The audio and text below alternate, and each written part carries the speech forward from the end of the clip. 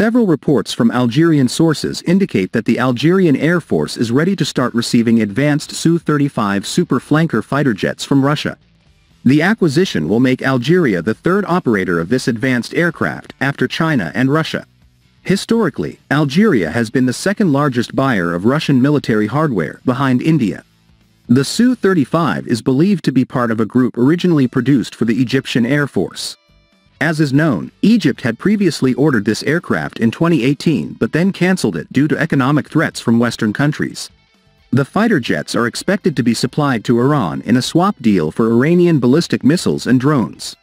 However, some reports suggest that the deal fell through because Iran remained focused on investing in assets with asymmetric value, such as ground-based air defense systems. Algeria initially had its eye on the more advanced Su-57 Felon stealth jet. Aside from the Su-57 superiority, one key factor believed to have dampened Algeria's interest in buying the Su-35 was that it already had the Su-30 Mka, which is more or less similar to the Su-35, Bulgarian military wrote. Both are 4.5 generation fighters that are improved from the Su-27 flanker. Currently, more than 70 Su-30 Mka form the core of the Algerian Air Force fleet. If reports of Algeria ordering the Su-35 prove to be true, several explanations could be behind the decision. One important possibility is that Algeria will lease the fighter jets until the Su-57s become available.